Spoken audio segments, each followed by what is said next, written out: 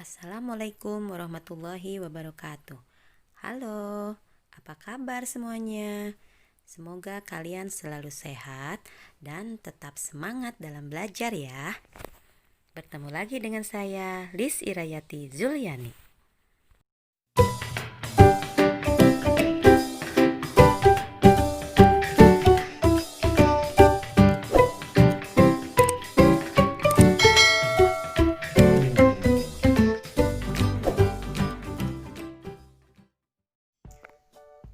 Pada pertemuan kali ini, kita akan belajar materi IPS kelas 7, tema 2, yaitu tentang interaksi sosial, dengan subtema tentang pengertian interaksi sosial dan syarat interaksi sosial.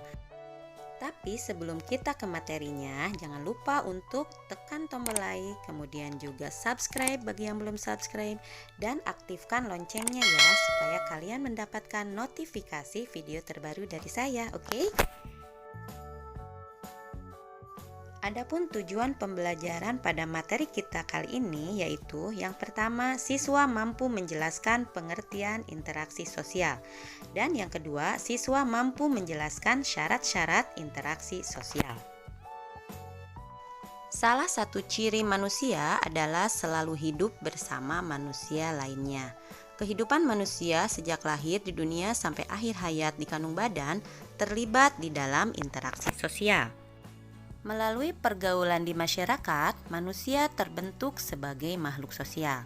Manusia disebut makhluk sosial karena ia memiliki gregariousness, yaitu suatu naluri untuk selalu hidup dengan orang lain. Bertemunya seseorang dengan orang lain atau kelompok lain, kemudian saling berbicara, bekerja sama untuk mencapai tujuan bersama, inilah yang disebut dengan proses interaksi sosial. Apa sebenarnya interaksi sosial itu? Perhatikan gambar berikut ya.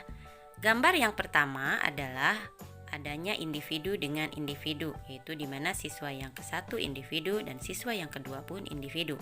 Kemudian untuk gambar yang kedua adalah interaksi individu dengan kelompok, di mana guru adalah individu dan beberapa siswa adalah kelompok. Kemudian untuk gambar yang ketiga yaitu interaksi sosial antara kelompok dengan kelompok, di mana ada beberapa guru yang merupakan kelompok dan juga beberapa siswa yang merupakan kelompok.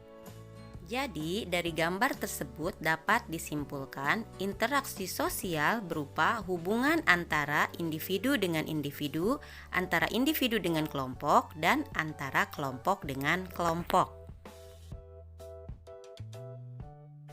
Jadi apa ya yang dimaksud dengan interaksi sosial?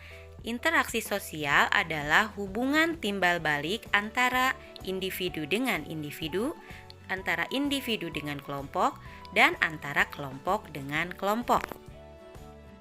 Dalam interaksi sosial, hubungan yang terjadi harus dilakukan secara timbal balik oleh kedua pihak. Artinya, kedua belah pihak harus saling merespon. Jika yang satu bertanya, maka yang lain menjawab. Dan jika diminta bantuan, dia membantu. Jika diajak bermain, dia ikut main. Dengan demikian, interaksi sosial adalah hubungan yang terjadi antara manusia dengan manusia yang lain, baik secara individu maupun dengan kelompok. Proses interaksi sosial akan terjadi apabila di antara pihak yang berinteraksi melakukan kontak sosial dan komunikasi. Kontak sosial dan komunikasi sosial merupakan syarat terjadinya interaksi sosial. Tanpa adanya kedua syarat itu, interaksi sosial tidak akan terjadi. Melalui kontak dan komunikasi, seseorang akan memberikan tafsiran pada perilaku orang lain atau perasaan-perasaan yang ingin disampaikan kepada orang lain.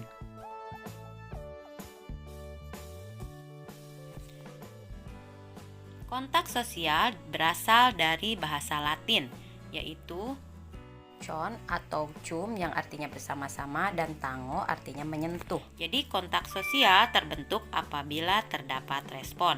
Contohnya adalah berjabat tangan, melempar senyuman, dan bertatap muka. Nah, kalau kita lihat berdasarkan prosesnya, kontak sosial ini ada dua, yaitu yang pertama kontak sosial secara langsung atau primer, ya, yaitu bertatap muka, contohnya tadi berjabat tangan dan juga berbicara. Dan yang kedua yaitu kontak sosial tidak langsung atau sekunder, yaitu melalui perantara. Contohnya yaitu melalui telepon, SMS, surat, WA, dan lain sebagainya.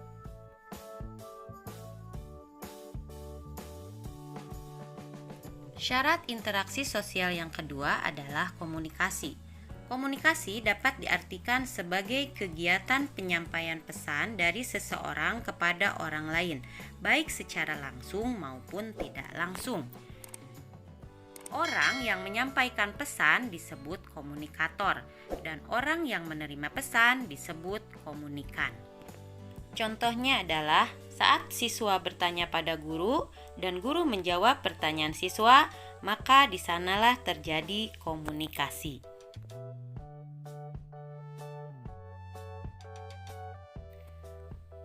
Kontak dan komunikasi menjadi syarat yang penting bagi terwujudnya interaksi sosial.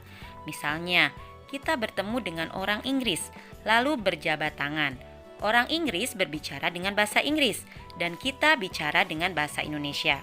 Untuk itu, agar terjadi kontak dan komunikasi yang baik, kita harus mampu menyesuaikan diri dengan lingkungan sekitar. Nah, itu sangat penting bagi terjadinya interaksi sosial ya.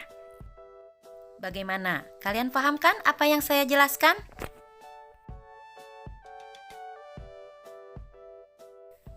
Berlangsungnya suatu proses interaksi sosial didasarkan pada beberapa faktor, antara lain adalah sebagai berikut. Yang pertama adalah faktor imitasi, yang merupakan proses seseorang mencontoh orang lain atau kelompok. Contohnya, seorang anak perempuan bermain masak-masakan karena melihat ibunya pada saat memasak di dapur. Faktor yang kedua adalah faktor sugesti, yaitu merupakan pengaruh yang dapat menggerakkan hati orang. Contohnya, seorang pasien yang akan berobat ke seorang dokter. Pasien tersebut akan cepat mengalami penyembuhan. Salah satunya disebabkan adanya rasa sugesti pada dokter tersebut. Kemudian, faktor yang ketiga adalah faktor identifikasi, yaitu merupakan kecenderungan-kecenderungan atau keinginan-keinginan dalam diri seseorang untuk menjadi sama dengan orang lain. Contohnya, seorang anak yang mengidolakan pemain bola, sehingga semua tingkah laku idolanya itu akan dilakukan. Dan faktor yang keempat adalah faktor simpati, yaitu merupakan kemampuan untuk merasakan diri seolah-olah dalam keadaan orang lain dan ikut merasakan apa yang dilakukan, dialami, atau diderita orang lain. Contohnya, pada saat ada tetangga kita yang tertimpa musibah, maka kita akan ikut merasakan kesedihannya dan berusaha membantunya. Nah, faktor-faktor tersebut dapat bergerak sendiri-sendiri, secara terpisah maupun dalam keadaan tergabung ya. Tidak semua tindakan manusia merupakan interaksi sosial. Tindakan yang bagaimana yang dapat dikatakan sebagai interaksi sosial? Suatu tindakan manusia dikatakan sebagai interaksi sosial apabila memiliki ciri-ciri sebagai berikut, yaitu yang pertama, jumlah pelakunya lebih dari seorang, biasanya 2 atau lebih. Yang kedua, berlangsung secara timbal balik. Yang ketiga, adanya komunikasi, baik antar pelaku dengan menggunakan simbol-simbol yang disepakati. Dan yang keempat adalah adanya suatu tujuan tertentu.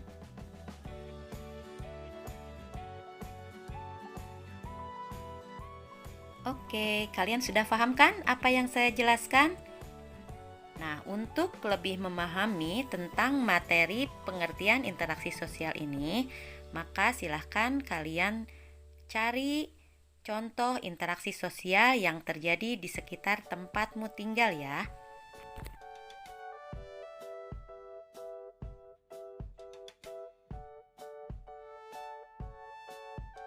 Demikian tadi pembelajaran IPS kelas 7 tentang pengertian interaksi sosial dan juga syarat-syarat interaksi sosial.